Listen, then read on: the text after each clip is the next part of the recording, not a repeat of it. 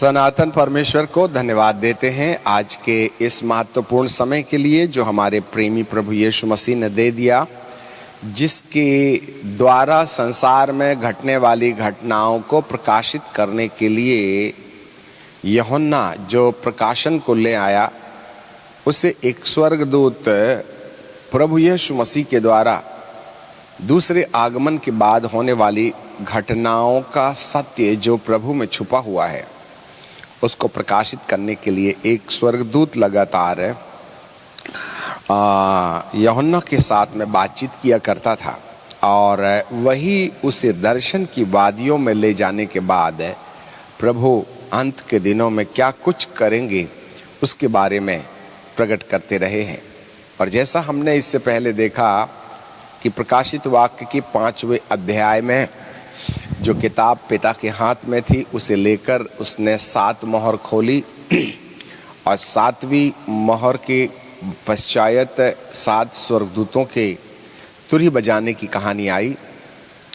और जब 7वें स्वर्गदूत के तुरही बजाने की बेरा आई तो एक स्वर्गदूत स्वर्ग से उतरा जिसने बादल ओढ़े हुए था और उसका चेहरा सूर्य के समान चमक रहा था और उसके पांव आग के खंबे की तरह थे और मेघ धनुष उसके पीछे था और उसके हाथ में एक खुली किताब थी। और उसी खुली किताब के अंदर 2 अनुभव हैं, एक तो मुंह में लगने वाला मीठा अनुभव और पेट में जाने के बाद वह कड़वा अनुभव। और इन्हीं पहले मीठे अनुभवों के साथ परमेश्वर इस किताब के अंतर्गत 2 महत्वपूर्ण सेवकाइयों को इस्तेमाल करते हैं जो प्रकाशित वाक्य की किताब के 11वें अध्याय में देखने के लिए मिलता है। इस छोटी किताब के अंदर छुपे हुए ये तीसरा डिवाइन प्लान है जिसके अंतर्गत प्रभु इस 7 साल के महाक्लेश काल में यहूदियों को और इसके बाद मिस्रियों को और असुरियों को और शेष अन्य जातियों को आखिरी वार्निंग देकर के उन्हें अपने पास लौटा ले आने का संदेश देगा। और इसके लिए हमने 2 गवाहों की सच्चाई सुनी थी और एक गवाह मूसा और दूसरा गवाह एलिया, अर्थात इन दोनों नामों से 2 प्रकार के अभिषेकों का परिचय मिलता है। मूसा के पीछे प्रेरिताई अभिषेक का परिचय मिलता है और प्रेरिताई मनसा, the mind of an apostle and the anointing of an apostle. और आपको जानकारी मिले कि इन दोनों अभिषिक्तों के साथ 2 सुनहली नालियां, the mind of apostle and the mind of the profit. और जब तक आप प्रेरितों के मन को ना समझेंगे तो प्रेरितों के अभिषेक की वैल्यू समझ में नहीं आएगी। इसलिए हम प्रेरितों की वैल्यू क्या है ये जाने, या प्रेरितों का उद्देश्य क्या है और भविष्यद्वक्ताओं का उद्देश्य क्या है, उसको पहले बौद्धिक रीति से समझना है एंड देन फिर उस अभिषेक का इंतजार करना है जिस अभिषेक को परिचित कराने के लिए मूसा और एलिया का नाम इस्तेमाल किया जाता है। इसलिए यहाँ सांकेतिक भाषा में उनको जैतून के 2 पेड़, जैतून की 2 डालियां और जो 2 सुनहली नालियां और उसमें से निकलने वाला सुनहला तेल। एक बात याद रखना, जब कभी भी परमेश्वर ने कोई काम धरती पर घटित करना हुआ होता है तो वह पवित्र आत्मा के द्वारा ही घटित करता है। और जब कभी भी pवित्र आत्मा को कोई काम करना रहता है तो पवित्र आत्मा वचन की रूपरेखा पहले तैयार करते हैं। वचन के अनुसार ही आत्मा काम करता है। पवित्र आत्मा को बाइबल के खिलाफ या परमेश्वर की योजना के विरुद्ध दबाव डाल करके उससे कोई काम नहीं करवाया जा सकता। वह एक सूत भी, एक बिंदु भी बाइबल या परमेश्वर की डिवाइन प्लान के बाहर काम नहीं करेगा। आपको जितना उपवास करना है करते रहिए, जितना रोना गाना है बजाते रहिएगा, परंतु पवित्र आत्मा को यदि धरती पर अलौकिक हस्तक्षेप के द्वारा कोई घटनाएं घटित करना है, चाहे वह तन में हो, मन में हो, धन में हो, व्यापार में हो, परिवार में हो, उसको हमको वचन के स्केल से नापना पड़ेगा।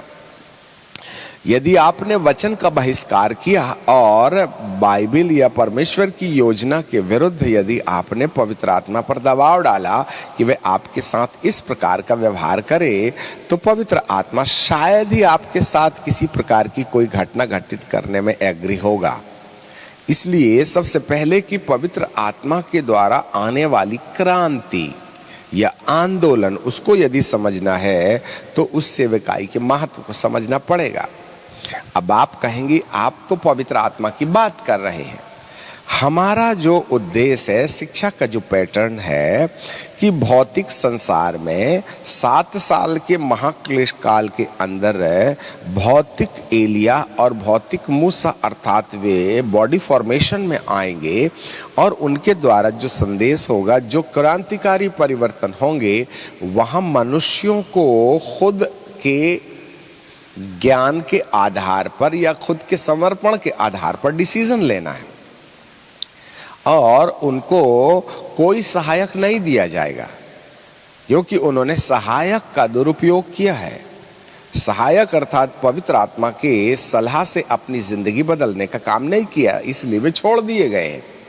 परंतु जैसा प्रकाशन कहता है कि हम इस 7 साल के महाक्लेश काल में होने वाली घटनाओं का अध्ययन बारीकी से इसलिए कर रहे हैं क्योंकि ये सारी घटना प्रभु यीशु मसीह के आने के पहले इस संसार में आत्मिक कलीसिया में आत्मिक दृष्टिकोण से ये घटनाएं घटेंगी। इसलिए हमने पवित्र आत्मा शब्द काम में लाया। तो ये जो 2 गवाह होंगे वो भौतिक रीति से 7 साल के महाक्लेश काल के ठीक बीच में होंगे, परंतु प्रभु यीशु मसीह के आने के 7 साल के दौरान के बीच में हम आत्मा के आंदोलन को, जो प्रेरितों और भविष्यद्वक्ताओं के द्वारा लाया जाता है, अर्थात apostolic anointing and the apostolic and the prophetical anointing, ये जो 2 अभिषेक हैं वे भी कुछ इसी तरीके की क्रांति कलीसिया के अंदर और अन्य जातियों के बीच में लेकर के आएंगे। इसलिए हमें इन दोनों सेवकाइयों को समझना बहुत जरूरी है। इसलिए हमने पवित्र आत्मा शब्द काम में लाया, क्योंकि अभी तो कलीसिया उठाई नहीं गई है, इसलिए हमको चिंतन करना है कलीसिया के उठाए जाने के पहले वाली सेवा से जुड़ी हुई बातों पर। ठीक है ना? और यदि आपको रहने का शौक है तो रहिए, इससे प्रभु को कोई प्रॉब्लम नहीं, पिट-कुट के आइएगा वहां पर। तो जब सलाह दी जा रही है तो मानने में समस्या क्यों है?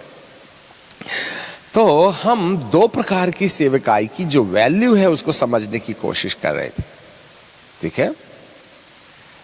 मूसा की ऐतिहासिक कहानी और एलिया की ऐतिहासिक कहानी नए नियम की कलीसिया में जरूर कहीं ना कहीं कुछ संदेश अपने लिए छुपा रखी है। इसलिए इन दोनों कहानियों को जो भौतिक संसार में घटित हुई थी, इन कहानियों के पीछे छुपे हुए रहस्य को समझना हमारी सबसे बड़ी जरूरत होती है, क्योंकि इसी के आधार पर हम अपना मन तैयार करें और उस अभिषेक की कल्पना करें जो एलिया बाबा और मूसा बाबा के द्वारा परमेश्वर इस अंत के दिनों में कलीसिया को उठाए जाने लायक बनाने की तैयारी में भेजेंगे। इसलिए उस गोल्डन ऑयल के पहले गोल्डन पाइप को समझना और गोल्डन पाइप के पहले जैतून की या ऑलिव ट्री के बारे में समझना, and 2 olive tree and 2 olive branches, डाल और पेड़, ये बड़ा गहरा भविष्यवाणी का भेद अपने अंदर छुपाए हुए हैं। इसलिए इनको समझ लेना हमारी सबसे बड़ी जरूरत होती है। तो हमने एलिया के अभिषेक की कहानी सुन ली है कि नबी उस समय आता है, भविष्यद्वक्ता का कार्यालय उस समय शुरू होता है जब कलीसिया परमेश्वर के रास्ते से भटकने लगती है। Listen me very carefully. जब कलीसिया परमेश्वर के सिद्धांतों से हटने लगती है, परमेश्वर की पहचान से हटने लगती है, परमेश्वर के वजन को या परमेश्वर के भय से हटने लगती है, तब भविष्यद्वक्ता की सेवा कलीसिया के अंदर होती है। इसलिए भविष्यद्वक्ताई सेवकाई के पहले कलीसिया होगी, तभी ना भविष्यद्वक्ता भविष्यवाणी करेगा, रोड में जाके नहीं ना करेगा। इसलिए भविष्यद्वक्ता कलीसिया के अंदर काम करने वाली सेवा है। जी हाँ, जब इजरायली लोग मिस्र देश की गुलामी से बाहर आ गए और कनान देश में प्रतिज्ञा के देश में रहने लगे, तब वे जो बाल और अशेर की तरफ मुड़ने लगे, तब परमेश्वर ने भविष्यद्वक्ताओं को भेजा। जब वे भटकने लगे, यिर्मयाह की कहानी में भी कि वे बाबुल की बंधुआई में चले जाएंगे बोल करके यिर्मयाह के द्वारा वह चेतावनी देते रहा। भविष्यद्वक्ता के पास तलवार रहती है, इंडेक्स फिंगर है, वह काटता है, ऑफिस ऑफ द प्रॉफिट। जी हाँ, तो ऐसे समय में परमेश्वर अंत के दिनों में इस प्रकार के आंदोलन को भेजेगा। परंतु भविष्यद्वक्ताई सेवकाई के पहले प्रेरिताई सेवकाई के द्वारा अन्य जातियों को मिस्र देश की गुलामी से निकाल के कलीसिया का रूप देना, ये प्रेरित की आवश्यकता होती है। जी हाँ, इसलिए पहली मिनिस्ट्री प्रेरित की है एंड दूसरी मिनिस्ट्री जब प्रेरित के द्वारा स्थापित कलीसिया भटकने लगती है, तब भविष्यद्वक्ता के कुल्हाड़े और तलवार की आवश्यकता होती है। आज प्रेरिताई आंदोलन के तहत हम संपूर्ण धरती के अंदर, विशेष रीति से हम अपने भारत देश की बात करें तो भारी मात्रा में लोग प्रभु में आ रहे हैं, आ गए हैं, परंतु उनके जीवन को यदि देखें तो आज भी अन्य जाति से आने वाली 99% कलीसिया का ध्यान चिन्ह, चमत्कार और भविष्यवाणी के ऊपर लगा है, और उनके जीवन के अंदर परिवर्तन की बात खंगाल करके देखिए तो किसी भी कोने में परिवर्तन की बात नजर नहीं आएगी। हाँ, विश्वास परिवर्तन जरूर दिखाई देगा, परंतु जिंदगी का परिवर्तन दिखाई नहीं दे रहा है। इसीलिए आज एक भविष्यद्वक्ताई सेवकाई की आवश्यकता है। जी हाँ, अब हम आगे चलते हैं। जैसा कल हमने प्रेरितों की कहानी समझी, एक प्रेरित के दिमाग को समझना या एक प्रेरित के लक्ष्य को समझना या प्रेरिताई सेवकाई की आवश्यकता क्यों पड़ती है, इसके लिए हमने 5 प्रकार की सेवकाई में से इस अंगूठे वाली सेवकाई पर ध्यान केंद्रित किया था इससे पहले वाले एपिसोड में। अब हम आगे चलते हैं, आपको जानकारी मिले कि ये जो 4 सेवाएं हैं, इन चारों सेवकाइयों को यदि वे स्वतंत्र हो जाएं तो इन चारों स्वतंत्र उंगलियों को अपने तरीके से काम करने में बहुत दिक्कत होगी।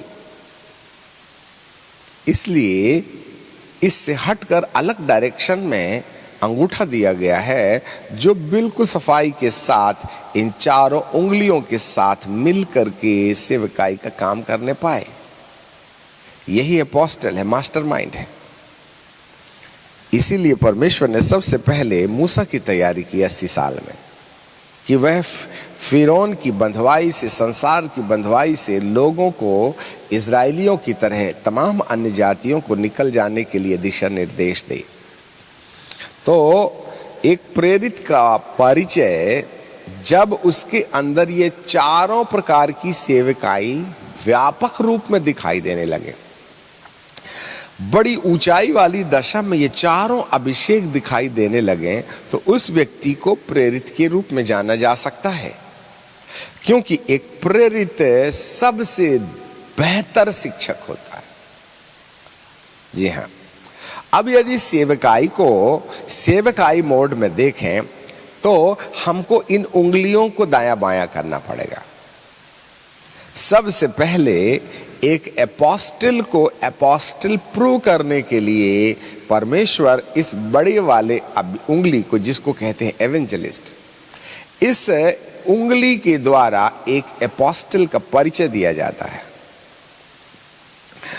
एक एपोस्टोलिक मिनिस्ट्री एवेंजलिस्टिक माइटी मूवमेंट के द्वारा शुरू होती है।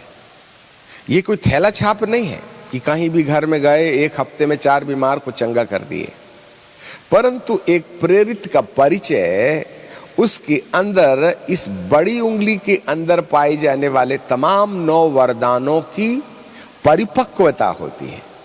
यदि किसी व्यक्ति को आपने प्रेरित के रूप में जानना है तो सबसे पहले पवित्र आत्मा उसको व्यापक रीति से एवेंजलिस्टिक एनॉइंटिंग में इस्तेमाल करते हैं।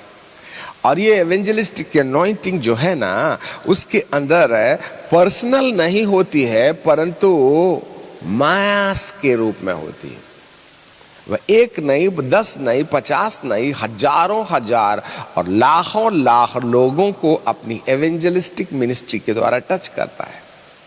और जब वो एवेंजलिस्टिक मूवमेंट में खड़ा होता है तो केवल सुसमाचार की सच्चाई नहीं होती है कि मारा गया, गाड़ा गया, जी उठा, परंतु एवेंजलिस्टिक मूवमेंट के द्वारा एक एपोस्टल में पूरे 9 वरदान सुसमाचार की सच्चाई को प्रमाणित करने के लिए प्रकट होते हैं। इसलिए वह भारी मात्रा में हीलिंग्स के ऊपर में मूव होता है। उसके द्वारा ऐसे बोल देगा, बोलो यीशु प्रभु की जय, तो लंगड़े चलने लगेंगे।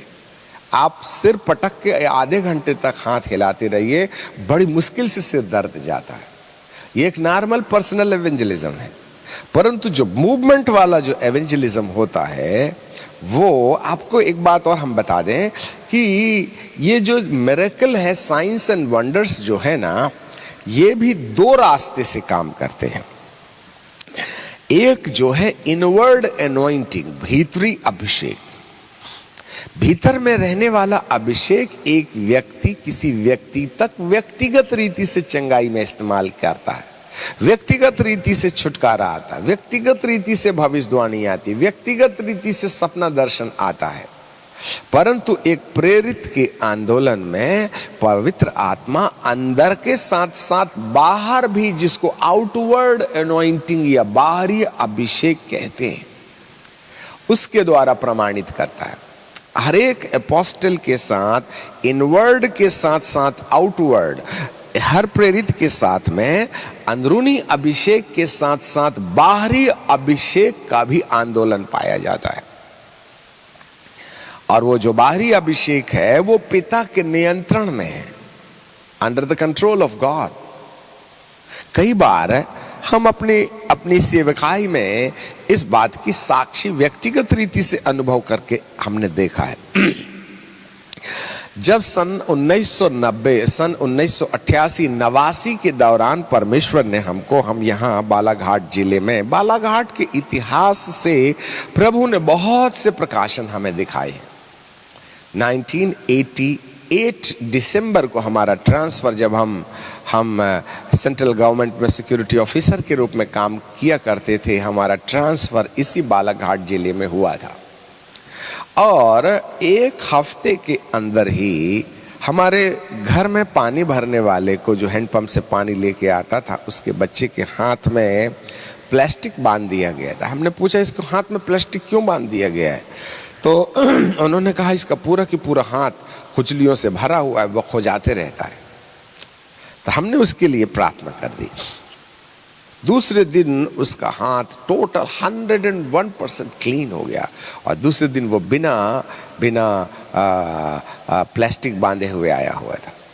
इस लड़के ने गांव में जाकर हल्ला मचाना शुरू कर दिया।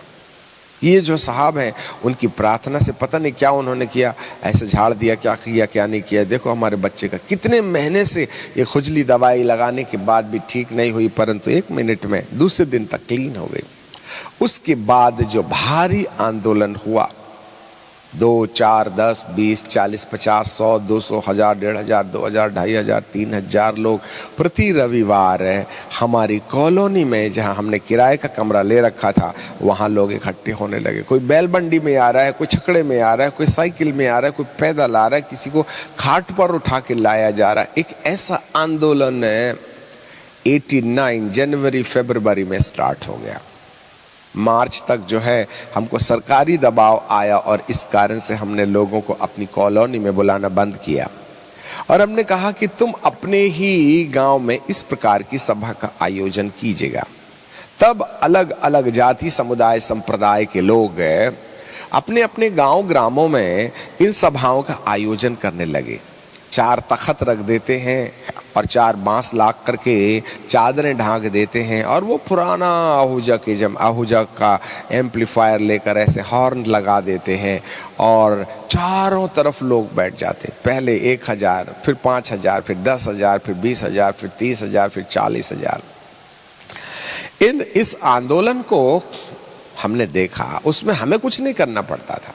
हम तो 11-12 बजे तक अपना ऑफिस खत्म करते थे और इसके बाद में अपनी मोटरसाइकिल उठा के चले जाते थे और 3 बजे फिर अपने ऑफिस में आ जाते थे। लंच टाइम में 10,000 से लेकर 30,000 लोग प्रभु के दास का इंतजार करते थे। That was the movement.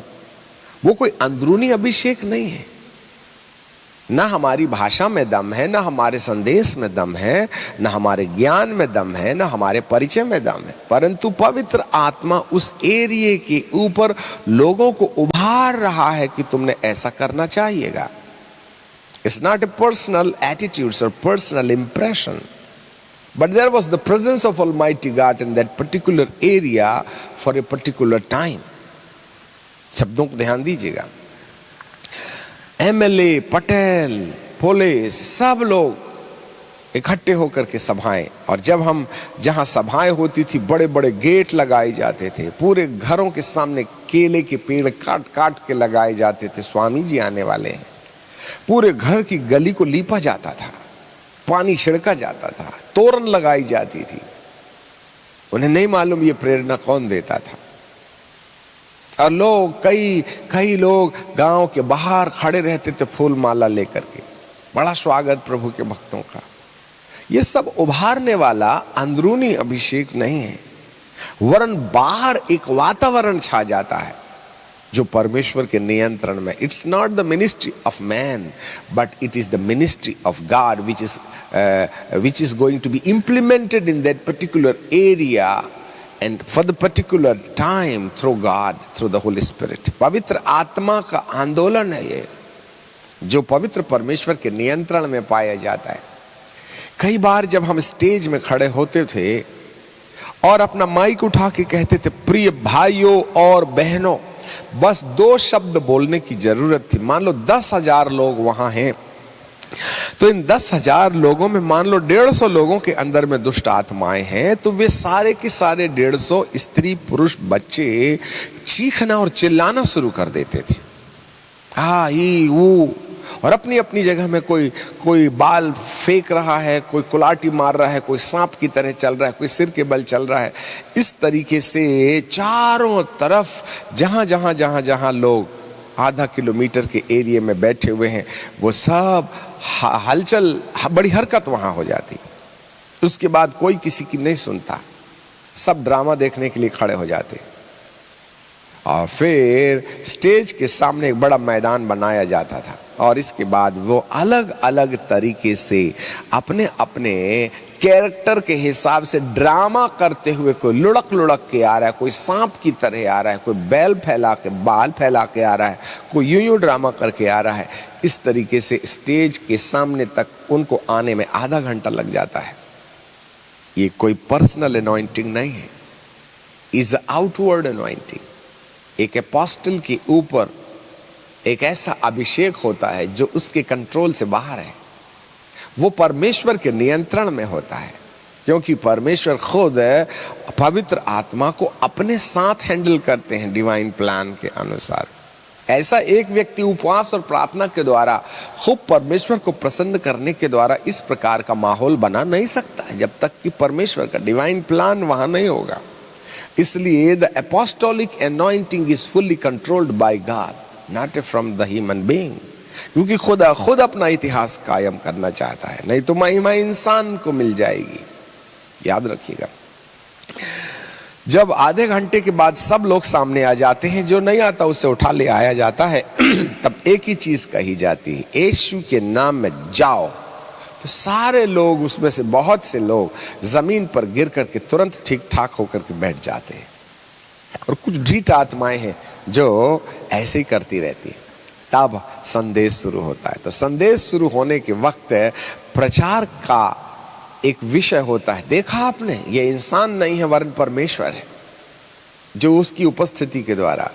अब दूसरा चमत्कार, आप में से जितने लोग जहां जहां हैं, जिसको जिसको जो जो बीमारी है, सब अपनी अपनी बीमारी वाली जगह में हाथ रख लीजिएगा और हम बोलेंगे यीशु प्रभु की और तुम बोलना जय। और बस जय बोलते बराबर तुम्हारी समस्याएं जाएंगी। जानकारी मिले, हम बड़े शब्दों से चिल्ला के कहते थे बोलो यीशु प्रभु की जय। बोलने वाली जनता के साथ जितने लोग जय बोलते थे, किसी का सीने का गोला गोल हो जाता था, कोई लंगड़ा चलने लगता था, किसी के कान सुनते नहीं थे, सुनने लगते थे, जिसकी आंख में दिखाई नहीं देता उसकी आंखें दिखाई देने लगती थी। घंटों तक उसकी गवाही, उन लोगों की गवाही सुनते सुनते ऐसा लगता है कि सच में खुदा धरती पर आ गए हैं। ये मनुष्य के अंदर वाला अभिषेक नहीं है, इट्स आउटवर्ड अनॉइंटिंग। इसलिए एक एपोस्टल को प्रूव करने के लिए एवेंजलिस्टिक ऐसा वाला मूवमेंट जो मनुष्य की सोच और समझ से बाहर है, ऐसे वाले मूवमेंट के द्वारा एक एपोस्टोलिक एवेंजलिस्टिक मूवमेंट शुरू होता है। इसके द्वारा एक एपोस्टल की पहचान होती है। Listen me very carefully. जी हाँ, इस तरीके से apostolic evangelism, mass evangelism, to prove the gospel, to prove the word of God. मनुष्य कितनी ट्रेनिंग ले ले, जितनी पीएचडी लेना है वो ले ले, जितने दिन उपवास करना है कर ले, जितनी प्रार्थना करना है कर ले, वो इस मूवमेंट को नहीं ला सकता है जब तक कि वो व्यक्ति परमेश्वर की ओर से उस मिशन के लिए तैयार ना किया गया हो। इसलिए हम बार बार कह रहे हैं कि प्रेरित और भविष्यद्वक्ता पैदा ही इस मिशन के लिए होते हैं। यदि इन 3 सेवकाइयों ने मजबूर किया परमेश्वर को कि वे भविष्यद्वक्ता के कार्यालय में या प्रेरितों के कार्यालय में खड़े हो जाएं, तो मर जाएंगे। 7 बार पैदा होकर के भी वे इस ऑफिस में खड़े नहीं हो सकते हैं। और यदि योना 33 को, निन्वे को छोड़ करके 33 में भागने की कोशिश करेगा तो जहाज में गिरेगा, मछली के पेट में जाएगा। इसलिए 2 कार्यालयों के लिए चुने गए अभिषिक्त यदि वे परमेश्वर की योजना का बहिष्कार करें तो खुदा नाराज हो जाते हैं। मूसा ने भी 7 बार डिनाई किया था। ऐसे समय में खुदा उसको मार डालना चाहते थे।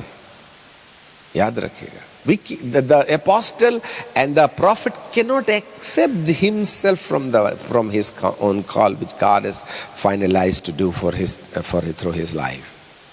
कोई नहीं भाग सकता, याद रखिएगा। और यदि 3 सेवकाई और भी कोई व्यक्ति वहां पहुंचना भी चाहे तो पहुंच नहीं सकता है। इसलिए अंत के दिनों में परमेश्वर इन दोनों सेवकाइयों को भेजेगा। और आज आपके लिए एक बड़ी खुशखबरी है, और वो खुशखबरी ये है कि बीते दिनों में प्रेरितों के द्वारा, अच्छा एक और बात हम आपको बता दें, प्रेरित एक होता है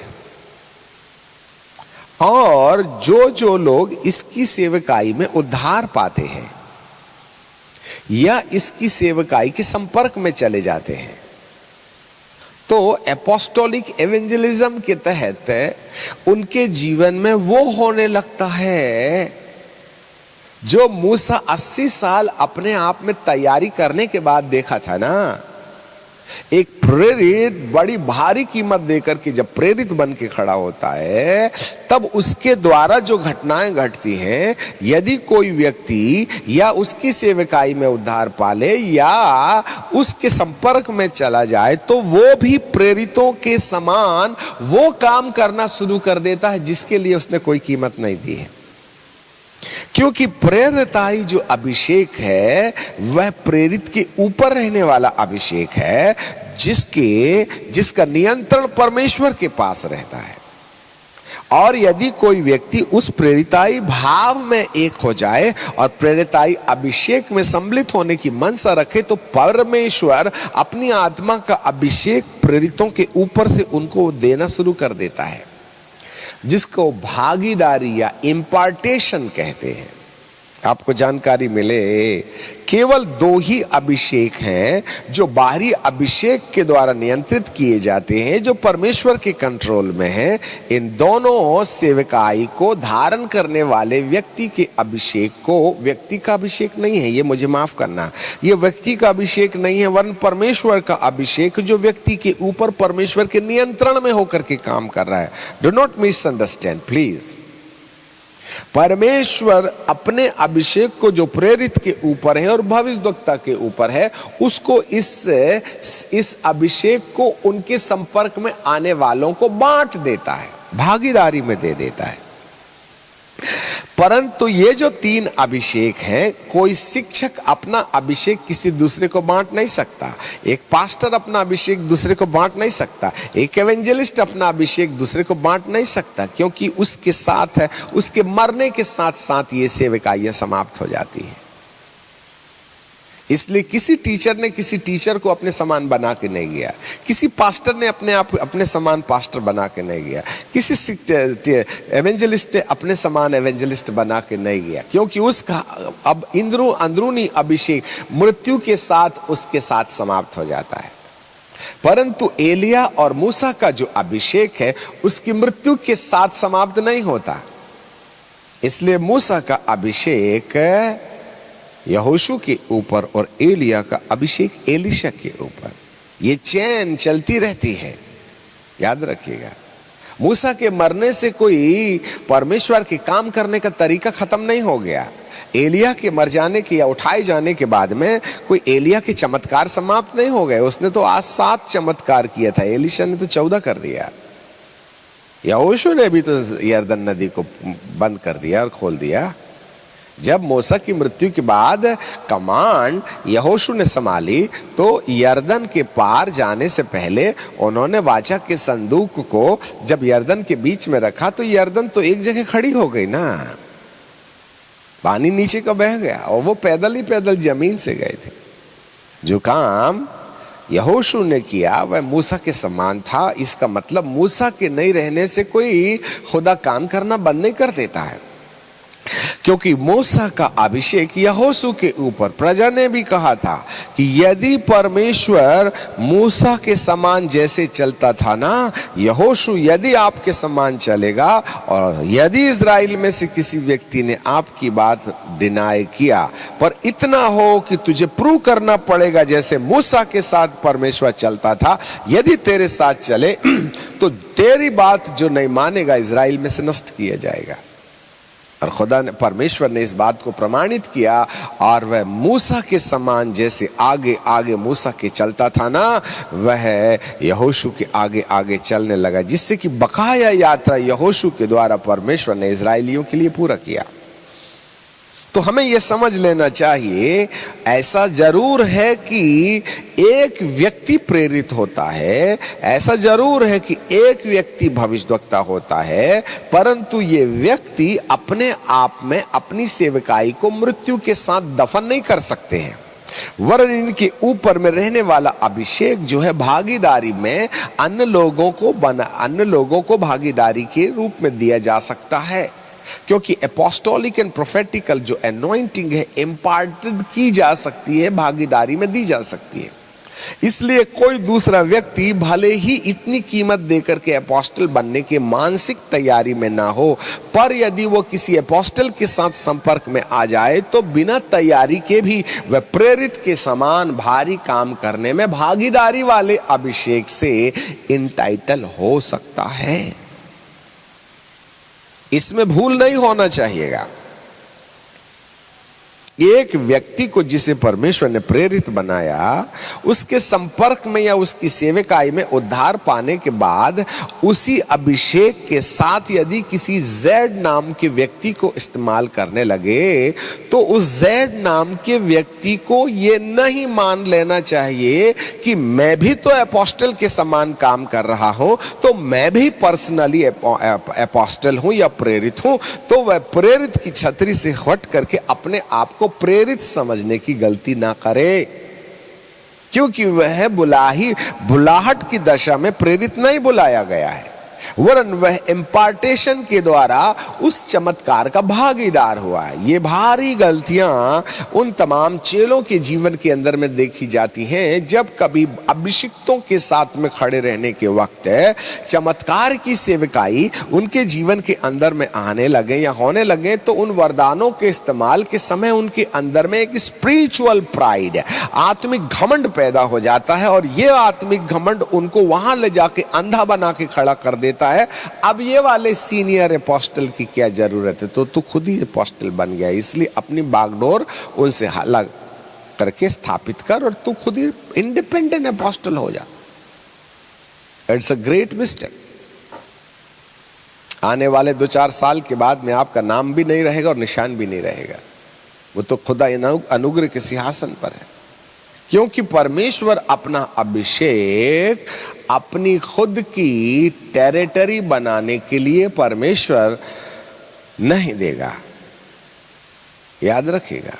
और भारी मात्रा में प्रेरितों और भविष्यवक्ताओं के संपर्क में रहने वाले लोग कुछ समय तक तो सीखने की दशा में प्रेरितों और भविष्यवक्ताओं के साथ अभिषेक लेने की कल्पना में खड़े रहते हैं, परंतु जब अभिषेक लेकर के वे भी उनके समान काम करने लगते हैं, तो वे उनसे हट करके इंडिपेंडेंट सेल्फ मिनिस्ट्री शुरू कर देते हैं। They are establishing their own kingdom, own ministry. और ये जो स्वार्थ एक बार यदि भागीदारी वाले अभिषेक की पाने भागीदारी के द्वारा प्राप्त किए अभिषेक से किसी व्यक्ति के अंदर जाग गया, तो उसकी उल्टी गिनती सुनिश्चित है, क्योंकि खुदा परमेश्वर अपना अभिषेक किसी विशेष व्यक्ति और किसी विशेष संस्था को हाईलाइट करने के लिए और उसको महान बनाने के लिए कभी भी अपने अभिषेक का दुरुपयोग नहीं होने देगा। Listen me carefully. इसलिए एक प्रेरित अकेला नहीं होता है, परंतु वो एक आंदोलन शुरू करता है एवेंजलिज्म के द्वारा। उसके चेले, उसके चपाटी, उसकी कलीसिया के हर एक लोग उसी के समान पावरफुल मूव होने लगते हैं, क्योंकि प्रेरित एक पर्सनल अनॉइंटिंग नहीं है, but this is a movement, वह एक आंदोलन है। जी हाँ, अंत के दिनों में खुदा मूसा के समान ऐसे लोगों को खड़ा करेगा। आने वाले साल 2021 और 2022 के दौरान ऐसे लोगों का परिचय सामने आने लगेगा जिनका नामो निशान अब तक पर्दे में नहीं था। भविष्यवाणी के वचन को सुन लीजिएगा। जिन लोगों ने रिले रेस के द्वारा झंडी को यहां तक ले आया है, उनके लिए परमेश्वर कृतज्ञशील है, परंतु इन समयों तक जो बागडोर हमने खींच करके, जो कारवे को, जो मिनिस्ट्री को, सेवकाई को न जाने कितने प्रभु भक्तों ने खींच करके यहां तक लाया है, अब यहां से झंडी परमेश्वर किसी दूसरे के हाथ में देने वाला है, क्योंकि पहला रिले रेस का व्यक्ति आखिरी तक झंडी नहीं ले जाएगा, उसका पार्ट खत्म हुआ। अब दूसरा व्यक्ति दौड़ना शुरू करेगा, फिर उसकी दौड़ पूरी हो जाएगी, तो फिर वह तीसरे व्यक्ति को झंडी देगा और तीसरा व्यक्ति चौथे, और उसके बाद में फाइनली जो विनर होगा, तो वह अकेला नहीं होगा, उसके पीछे 4 और हैं विनर में। जी हां, तो प्रभु का आत्मा कुछ ऐसी बातें कह रहा है कि इन दिनों में परमेश्वर एक दूसरी टीम को इस लाल झंडी को आगे वाले पड़ाव पर ले जाने के लिए तैयार कर रहा है। अब इसके बाद में और कितना चलेगा उसका तो समय नजर नहीं आ रहा है, क्योंकि बहुत ही कम समय भविष्यवक्ताओं और वचन को यदि जांच पड़ताल करके देखें तो शायद अगली पीढ़ी तक यीशु मसीह आने की बात तो दूर लगती है, इसी पीढ़ी में आने की संभावनाएं ऐसे हम अंदाज लगा सकते हैं यदि हम इन तमाम भविष्यवाणियों का अवलोकन करें तो। हालेलुया। तो अगले साल या इन्हीं वर्षों में परमेश्वर बहुत से ऐसे युवक युवतियों को तैयार कर रहा है जिनका अभी तक कोई परिचय नहीं है। यीशु मसीह भी 12 साल से लेकर 30 साल तक अंतर्धीन रहे। वे एक आम व्यक्ति के समान थे, दुनिया ने उनको नहीं पहचाना, परंतु जैसे ही उन्होंने बपतिस्मा लिया और पवित्र आत्मा पाकर के 40 दिन के बाद जब वे आए तब प्रभु का प्रगटीकरण हो गया। इन सारे 30 सालों में परमेश्वर उनकी तैयारी कर रहे थे। इसी तरीके से बहुत से प्रेरित और भविष्यवक्ता अंदर तैयार किए जा रहे हैं। शायद उनको भी मालूम हो भी सकता है और ऐसा भी होगा कि उनको मालूम नहीं होगा। They are under the process. God is preparing them. यीशु मसीह को भी 12 साल के बाद में 30 साल के बीच में हल्के हल्के ग्लिम्स जरूर मिलते थे, परंतु करना क्या है उनको नहीं मालूम था। वो तो पवित्र आत्मा पाने के बाद उनको पता चला कि उनको क्या उद्देश्य के लिए परमेश्वर ने धरती पर सेवा दी है। ऐसे ही बहुत से लोगों को परमेश्वर इन समयों में प्रेरिताई कार्यालय के लिए और भविष्यवक्ताई कार्यालय के लिए तैयार कर रहा है। ये भारी मात्रा में नहीं होंगे, वरन ये एक देश में, एक एरिया में और एक प्रांत में एक होते हैं। ये भाजी पाला के समान नहीं होते हैं। इसलिए हर एक अपने आप में सपना ना देखे कि मैं प्रेरित बन जाऊंगा। उसके लिए परमेश्वर का उपाय होना चाहिएगा। ये हर चर्च में नहीं रहते हैं। एक एरिया में एक होता है, एक रीजन में एक होता है, एक देश में एक होता है, जिसके द्वारा ऐसे क्रांतिकारी एवेंजलिस्टिक मूवमेंट शुरू होते हैं। आपको जानकारी मिले कि वो समय अब सेकेंड अनॉइंटिंग के रूप में आने वाला है। 1989-90s के दौरान इस मध्य प्रदेश के अंदर जो आंदोलन परमेश्वर ने दिखाया, उससे एक इतिहास बना दिया। हजारों लोग, हजारों की संख्या में लोग कलीसिया में आ मिले। न केवल एक, परंतु जहां जहां एपोस्टोलिक लोगों का पैर पड़ा, वहां हर प्रकार की संस्थाएं फूलती और फलती रही। इस तरीके से लाखों लोग इस आंदोलन से आज भी प्रभु में आए और बने हुए हैं, क्योंकि परमेश्वर एक प्रेरित को शिलान्यास करने के लिए खड़ा करता है। वे उसके साथ हो या ना हो, परंतु प्रभु के साथ वे जरूर बने रहते। मेरे प्रियो, ये है एपोस्टोलिक एवेंजलिज्म। इससे आपको क्या संदेश मिलता है? इससे संदेश ये मिलता है कि जरूर भविष्य में जब एलिया और मूसा का अभिषेक यीशु मसीह के आगमन के पहले होगा, तो भारी मात्रा में परमेश्वर एवेंजलिस्टिक मूवमेंट को सबसे पहले शुरू करेंगे। तो पुराने जमाने में तो जो एवेंजलिस्टिक मूवमेंट रहा, उसमें साइंस एंड वंडर्स एंड बपतिस्मा, मारा गया गाड़ा गया की कहानी थी। परंतु अब जो एवेंजलिस्टिक मूवमेंट होगा, उसमें साइंस और वंडर्स तो होंगे, यीशु के मरने और जी उठने की कहानी तो होगी ही होगी, परंतु इस एंड टाइम के मूवमेंट में लोग प्रभु यीशु मसीह के आगमन का दर्शन करते हुए अपने जीवन को किस तरीके से पवित्र बना के रखना है। केवल धार्मिकता नहीं, वरन पवित्रता का आयाम भी इस एपोस्टोलिक एवेंजलिज्म के अंदर में जुड़ जाएगा। अब तक जो भी एपोस्टल्स आए हैं, जिनके द्वारा परमेश्वर ने क्रांति लाई है, वहां रेयर ऐसे एपोस्टल्स रहे हैं जिन्होंने सेकंड कमिंग के बारे में बातचीत किया है। परंतु यीशु के आने के पहले जो एपोस्टोलिक मूवमेंट किसी व्यक्ति के द्वारा स्टार्ट होगा, तो ना केवल साइंस वंडर्स अकेला होगा, ना केवल मारा गया गाड़ा गया जी उठा होगा, ना केवल प्रतिज्ञाओं का बोलबाला होगा, और ना ही केवल मुर्दों के जिंदे होने और आग बरसाने और पानी गिराने वाली बात होगी, परंतु यहाँ पर जो तैयारी का विषय होगा वो ये होगा कि यीशु आ रहे हैं। और वहां पर धार्मिकता के साथ पवित्रता का बोलबाला होगा। जो प्रेरित अब खड़े होंगे वे केवल चमत्कार करने वाले नहीं होंगे, परंतु मन फिराव पर दबाव देने वाले लोग होंगे। वहां जीवन बदलेगा, वहां लोग बीड़ी छोड़ना शुरू करेंगे, पत्नी को पीटना बंद करेंगे। वे मसीह के समान जीवन यापन करने के लिए दीवाने हो जाएंगे। जैसे लोग चंगाई के लिए पानी और तेल की बोतल लेके भागते हैं, वैसे ही भीड़ प्रभु यीशु मसीह के समान पवित्र जीवन जीने की तमन्ना रखेगी। ऐसे वाले एवेंजलिस्टिक मूवमेंट यीशु के आने के पहले प्रारंभ किए जाएंगे। न जाने कौन व्यक्ति मध्य प्रदेश में खड़ा होगा, न जाने कौन व्यक्ति उत्तर भारत में खड़ा होगा, न जाने कौन व्यक्ति दिल्ली में खड़ा होगा, न जाने कौन व्यक्ति बंगाल में खड़ा होगा, गुजरात में खड़ा होगा, नहीं कहा जा सकता। अलग अलग प्रांतों में परमेश्वर अलग अलग अपने तरीके से प्रेरित भी खड़ा कर सकते हैं। उन्हें अलग अलग प्रांतों की जवाबदारी दी जा सकती। ये छोटे बड़े भी होते हैं। शायद छोटा प्रेरित एक प्रांत के लिए चुना गया हो, एक एरिया के लिए चुना गया हो। बड़ा वाला प्रेरित इन तमाम प्रेरितों के ऊपर प्रेरित बनकर के एक देश के ऊपर के लिए भी नियुक्त किया जा सकता है। और इससे भी बड़ा वाला प्रेरित सारी दुनिया को प्रेरणा देने का कारण भी बन सकता है। World wide apostle, nation wide apostle और प्रांतीय अपोस्टल, अलग अलग प्रकार के अभिषेक हो सकते हैं। जैसे major prophets and minor prophets होते हैं, वैसे major apostles and the minor apostles भी होते हैं। ये चुनाव परमेश्वर के हाथ में है।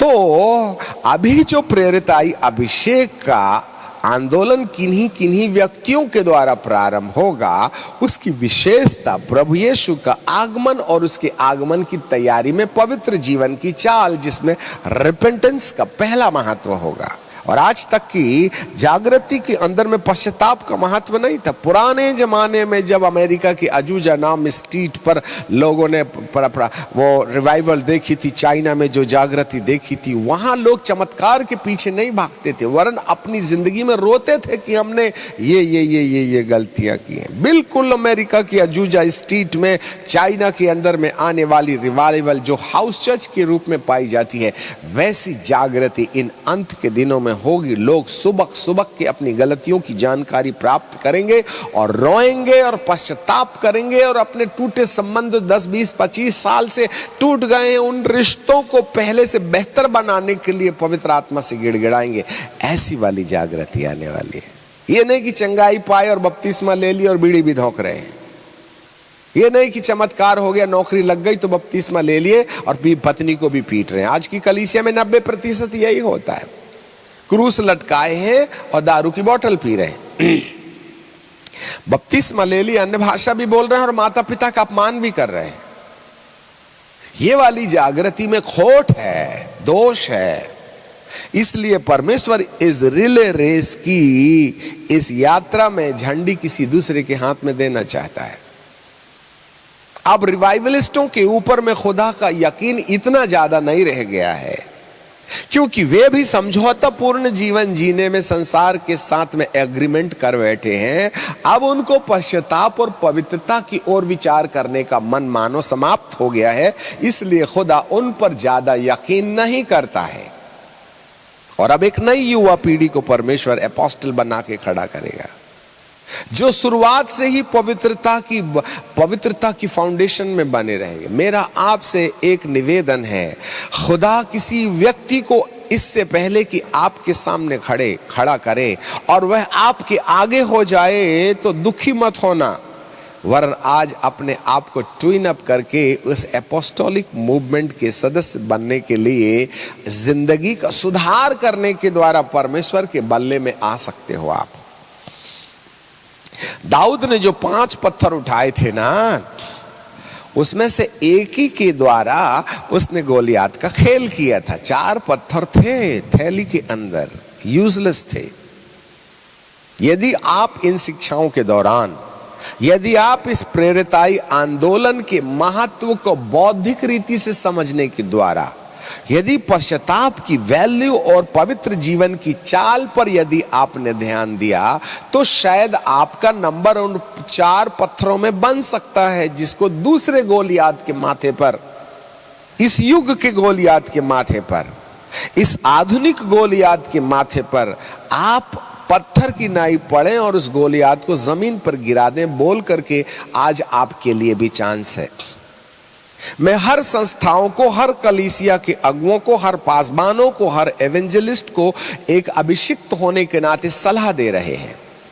यदि आज भी आपकी जिंदगी में पश्चाताप की नींव डाली जाए, धार्मिकता को पवित्रता में अपग्रेड किया जाए, भौतिकवाद और संसारवाद से अपने आप को अलग करने का प्रयास किया जाए, तो परमेश्वर उस टीम में आपको भी जोड़ सकता है जो आने वाले दिनों पर इस धरती के अंदर में प्रकट होने वाली है। यदि हम और आप जो सेवकाई आधार पर हैं, हम या किसी अधिकार में हैं, यदि हम और प्रकार के सेवकाई में हैं, जैसे कोई प्रेसिडेंट हो सकता है, कोई सीनियर पास्टर हो सकता है, कोई पास्टर हो सकता है, कोई डायरेक्टर हो सकता है, कोई डॉक्टर हो सकता है, कोई बिशप हो सकता है, यदि आज भी आप इन तमाम अधिकारों को एक तरफ रख करके शुरुआत से पश्चाताप वाली दशा में खड़े होकर के अपने टूटे संबंधों को जोड़कर उस उद्धार की सच्चाई को जीवन परिवर्तन के लिए यदि काम में लाना शुरू करें, तो आप वो 4 पत्थर हो सकते हैं। और यदि जिस तरीके का व्यवहार आज हमारा चल रहा है, वही मोबाइल के साथ में छेड़छाड़, वही छोकरी के साथ में छेड़छाड़, वही प्रोजेक्ट वाली मिनिस्ट्री पर काला धंधा करने का कार्यक्रम, इधर से भी सपोर्ट लेना, उधर से भी सपोर्ट लेना, और झूठे लोगों की भीड़ को मिशनरियों के सामने कंप्यूटर में भेजकर रिपोर्ट देने वाला काला धंधा जो आज चर्च के अंदर में चल रहा है, यदि इसी तरीके का रवैया आप अपनाते रहिएगा तो आगामी दिनों में आने वाली जागृति में आपका कोई हिस्सा नहीं होगा। कान खोल के सुन लीजिएगा, क्योंकि खुदा ऑलरेडी शाऊल ने जब गलती कर लिया तो शाऊल की जगह में राजा बनाने के लिए खुदा ने एक व्यक्ति को तैयार कर लिया है, जिसको वो कहता है मेरे मन और मेरी हृदय के अनुसार मुझे एक व्यक्ति मिल गया है, और उसका नाम था वह भेड़ चराने वाला दाऊद, जो खुदा की इबादत करने के लिए जंगलों में परमेश्वर की स्तुति करते रहा है। उसको किसी ने नहीं जाना, परंतु परमेश्वर की नजर भेड़ों के पीछे और आगे चलने वाले दाऊद के ऊपर में लगी थी। इसलिए खुदा ने शाऊल को रिजेक्ट कर दिया, क्योंकि वह परमेश्वर की बात मानने के लिए तैयार नहीं था। इसलिए तमाम सेवकों को और तमाम अधिकारियों को एक छोटे भाई और बड़े भाई होने के नाते मैं सलाह देता हूं, यदि आपने अपनी जिंदगी और कैरेक्टर के ऊपर में सुधार लाने के लिए प्रेरिताई आंदोलन के महत्व को नहीं समझा, तो कहीं खुदा ऐसा ना करे कि आगे वाले पीछे हो जाएं और पीछे वाले आगे हो जाएं। कहीं आपकी कलीसिया में एक युवक को परमेश्वर खड़ा कर दे, एक युवती को खड़ा कर दे, और यदि वे आपसे सामर्थी हो गए तो आप केवल हाथ मलने की ड्यूटी कीजिएगा, क्योंकि किसी भी पाप के साथ में समझौता करने वाले सेवक को खुदा ने बड़ी भारी सेवा नहीं दी है, जब तक कि उसने उसके अंदर प्यूरिफिकेशन पैदा नहीं किया है, पवित्रता का आयाम पैदा नहीं किया है, जब तक उसने सिद्धता का आयाम पैदा नहीं किया है। अरे पहले यदि कोई पापी था, उसको परमेश्वर ने मजबूरन काम में ले आया तो ले आया, परंतु अब जब यीशु मसीह आने वाले हैं, जिसका आधार पवित्रता होगी, यदि हमने पवित्रता का बहिष्कार किया, वचन के अनुसार जीवन चलाने वाले जीवन का बहिष्कार किया, तो आप लिख के रख लीजिएगा कि आने वाले आंदोलन में हमारा कोई काम नहीं होगा। तो मेरा अपना मानना है कि संसार के साथ समझौता करने वाले लोग खुदा के गोफन में नहीं आएंगे। उसके लिए हमें प्यूरिफिकेशन की जरूरत है, संस्था पवित्र आत्मा के चलाए चल के एक ऐसे जीवन के निर्माण करने की जरूरत है जिसके द्वारा परमेश्वर आपकी ओर आकर्षित करके कहे, जरा दाऊद की थैली में से ये लाल रंग वाला पत्थर उठाओ ना। एक ही पत्थर बहुत है एक प्रांत के लिए, एक पत्थर बहुत है एक गोलियात के लिए। इतनी बड़ी फलस्तीनी सेना को काटने के लिए एक गोलियात का गर्दन अलग कर दीजिएगा, फलस्तीनी भाग निकलेंगे। God knows how to deal the people. ये कठिन नहीं है, इसलिए अपना दिमाग खपाना बंद करें। आप परमेश्वर के सानिध्य चले जाएं और उस प्रेरिताई एवेंजलिज्म की कल्पना करें। अपना मोड तैयार करें, अपना मन तैयार करें कि वहां परमेश्वर करना क्या चाहता है। फिर समाधि लगा के बैठ जाएं। समाधि इन द सेंस कोई पालती मार के नहीं बोलता मैं, उपवास में बैठ जाएं। आपके अंदर दाह पैदा हो जाए, जलन पैदा हो जाए, आंसू आ जाए कि प्रभु मुझे भी किसी ना किसी तरीके से इस प्रोफेट एपोस्टोलिक एवेंजलिज्म के मूवमेंट में मुझको खड़ा कर दे, जिससे कि हे पिता परमेश्वर, मेरा सदुपयोग, मेरी जिंदगी के बचे हुए काल तेरे लिए काम में आने पाए। ये कहना बंद करें कि हमने बहुत कर लिया, अब क्या है, अब थक गए हैं, अब प्रभु ये बागडोर किसी और को दे दे। कई याजक अपनी सेवकाई को अपने औलादों को देने की मनसा में पड़े हुए हैं, वे थक से गए हैं।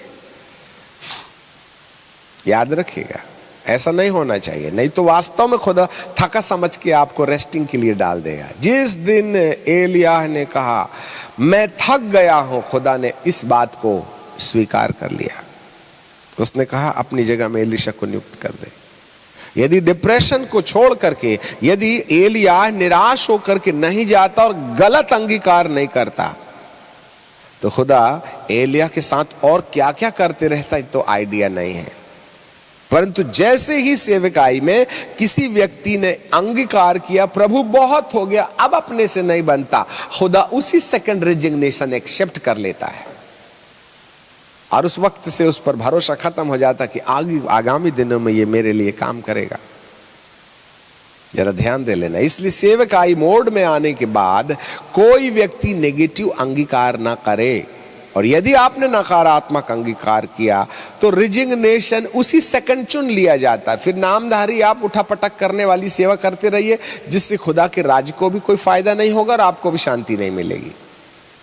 अंत के दिनों की जागृति में परमेश्वर एक ऐसे व्यक्ति के इंतजार में है, एक ऐसे आंदोलन के इंतजार में है, एक ऐसी टीम के इंतजार में है जिनके अंदर एपोस्टोलिक माइंड आ जाए और वे अपने जीवन की तैयारी करके कहें प्रभु मैं यहां हूं, मेरा चुनाव कर सकते हैं क्या आप? अब प्रभु ने उठा लिया तो धन्यवाद, नहीं तो प्रभु को धन्यवाद देते रहिएगा। जी हां, एपोस्टोलिक एवेंजलिज्म, इसके द्वारा लाखों अन्य जाति के लोग छुए जाने वाले हैं, क्योंकि बाइबल का परमेश्वर भविष्यवाणी के अनुसार यशायाह की किताब में, और यदि मैं आपके लिए यशायाह की किताब और उसका 60वां अध्याय पढ़ दूं तो वहां बाइबल इस प्रकार से कहती है। तीसरा book of Isaiah chapter 60 and verse 3, और अन्य जातियां तेरे पास प्रकाश के लिए आएंगी और राजा तेरे आरोहण की ओर आएंगे। ये एक इंस्टॉलमेंट में यदि पूरा हो गया है तो सेकेंड इंस्टॉलमेंट में भी प्रभु उसको करेगा ऐसा। यीशु के आगमन के पहले बड़ी भारी भीड़, चौथे पद में लिखा है अपनी आंखें चारों ओर उठा करके देखो, वे सब इकट्ठे होकर के तेरे पास आ रहे हैं, तेरे पुत्र दूर से आ रहे हैं, तेरी पुत्री हाथों हाथ पहुंचाई जा रही हैं। तू अब उसे देखेगी और तेरा मुख चन पे चमकेगा और तेरा हृदय थरथराएगा और आनंद से भर जाएगा, क्योंकि समुद्र का सारा धन और अन्य जाति का धन संपत्ति तुझे ही मिलेगी। और बाइबल कहती कि धारा की मानंद अन्य जातियों को मैं तेरे पास लेकर के आऊंगा। एपोस्टोलिक एवेंजलिज्म के द्वारा होगा, जो अंत के दिनों में अनछुए लोगों को प्रभु भारी मात्रा में इन अंत के दिनों में लेके आने वाला है। परंतु वे तेल की बोतल और पानी की बोतल लेके नहीं आने वाले हैं। ये ड्रामा खत्म हो गया। सौख्य माया और चंगाई हो जाए, छुटकारा हो जाए, नाम पुकार ले फिर भी बीड़ी पीते रहिए, ये वाला ड्रामा नहीं रहेगा वहां। वरन जब अब जो अपोस्टल्स तैयार होंगे, साइंस और वंडर्स तो बाएं हाथ का खेल होगा, परंतु उनका जो मोटिव होगा वो रिपेंटेंस, आंसू के साथ आएंगे, पश्चाताप के साथ आएंगे, रिश्ता ठीक करने आएंगे, अपनी जिंदगी बदलने आएंगे। क्या आपको उसमें भागीदार होना है? केवल इसी मूवमेंट में जो भर्ती हो जाएंगे, या तो नए लोग आकर के तैयार हो जाएंगे या पुराने लोग सुधर करके ठीक हो जाएंगे। यदि पुराने लोगों ने सुधार के रास्ते का अनुसरण नहीं किया, इसके लिए खुदा ने दूसरी और मिनिस्ट्री रखी है। ये मूसा अकेला भी नहीं है, याद रखना, एलिया भी। एलिया तलवार लेके खड़ा हो जाएगा।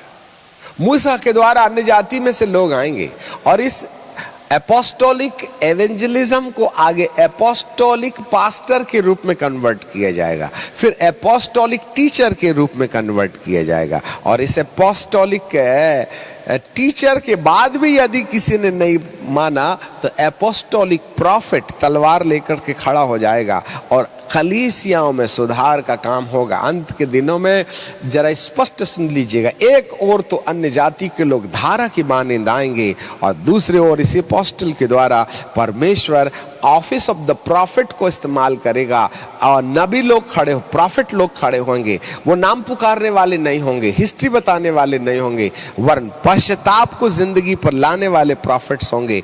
एरिया के लिए भविष्यवाणी करेंगे, प्रांत के लिए भविष्यवाणी करेंगे, कलीसिया के लिए भविष्यवाणी करेंगे। ऐसा वाला एपोस्टोलिक प्रॉफिट खड़ा हो जाएगा। वो एपोस्टल भी हो सकते हैं, वो अलग से एपोस्टोलिक प्रॉफिट भी हो सकते हैं जो एपोस्टल के लिए सबमिशन में होंगे। जी हाँ, वहां कलीसिया का शुद्धिकरण, उनके मल को प्रभु दूर करेगा। कलीसिया में प्यूरिफिकेशन, साइंटिफिकेशन का काम किया जाएगा। जी हाँ, नहीं तो बीड़ी पीने वाले मसीहों को ऊपर जगह नहीं मिलेगी, याद रखिएगा। ये प्रोजेक्ट मिनिस्ट्री करने वाली संस्थाएं हाथ जोड़ के विनती करते हैं, there is no any place in the kingdom of God, kingdom of heaven. Be purify and sanctified your heart and mind, otherwise bye bye good night. आप अपना किंगडम धरती पर बनाते रहिए, बिल्डिंगों पर बिल्डिंग बनाते रहिए, झूठ झाट बिल पेश करके अपना राज्य स्थापित करते रहिए, चोरी चपाटी करके अन्य संस्थाओं से अपने पास में नोट से सेवकों और कलीसियाओं को खरीद करके अंग्रेजों को बेवकूफ बनाते रहिए। आपका राज्य यीशु के आगमन के बाद भी यही कायम रहेगा, वहां नहीं मिलेगी जगह, नो चांस। क्योंकि परमेश्वर एक लेश मात्र भी अशुद्धि बर्दाश्त नहीं करेगा यीशु के आगमन के टाइम पर कलीसिया के अंदर। इसलिए झूठ झाट बंद करें, प्रोजेक्ट मिनिस्ट्री बंद करें, ये लपझप की बातें बंद करें, नुक्ताचीनी बंद करें, लोभ लालच बंद करें और सेंटिफिकेशन में आ जाएं।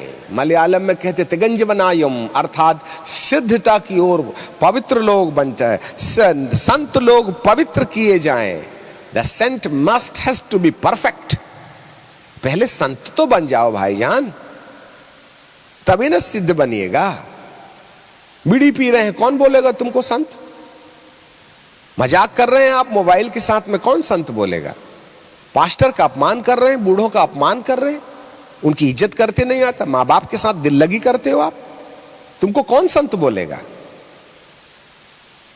याद रखिएगा, यहां संत वो है जिसकी जिंदगी में वचन के अनुसार चलने वाला जीवन है। एंड देन फिर उनको प्रमोट किया जाएगा सिद्ध बनने के लिए, प्रेरिताई आंदोलन के रास्ते होगा, जिसको इफिसियों की किताब उसके चौथे अध्याय में हमने पढ़ा था, उसको बोल के यहां समाप्त करेंगे। फिर अगले एपोस्टोलिक पास्टर क्या होते हैं उसके बारे में, जो आंदोलन प्रभु अंत के दिनों में शुरू करेगा, उसके ऊपर हम बातचीत करेंगे। यहां क्या लिखा है?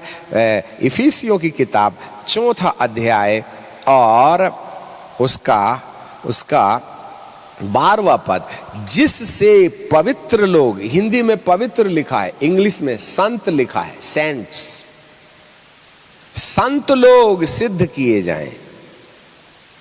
ये 5 प्रकार की सेवा विश्वासी को पवित्र बनाती है और पवित्र को सिद्ध बनाती है। और पवित्र के लिए सेंट्स लिखा है, संत। Everybody can not be A Sant.